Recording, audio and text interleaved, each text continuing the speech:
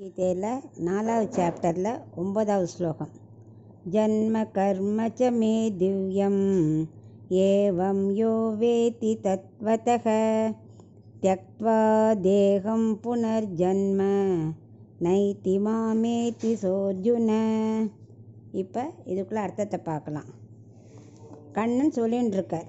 இது வரைக்கும் அவதார ரகசியம் சொன்னார் இல்லையா? இப்போ சொல்லிட்டு இருக்கார் தன்னோட ஜென்மம் எப்படிப்பட்டதுன்னு சொல்லின்னு இருக்கார்.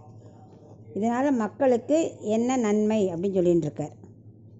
அதாவது என்னோட ஜென்மாவோ என்னோட கர்மா ரெண்டுமே திவ்யமானது.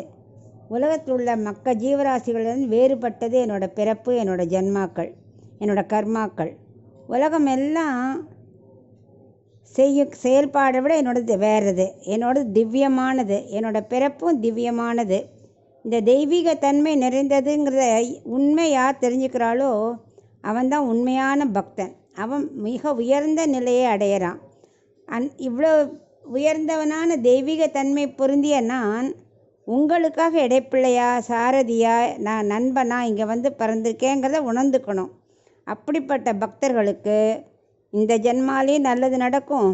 இந்த ஜென்மா முடிஞ்சதும் இனி பிறவியே கிடையாது. என்னையே ஸ்ரீவைகுண்டத்தில் வந்து அடையிறான்.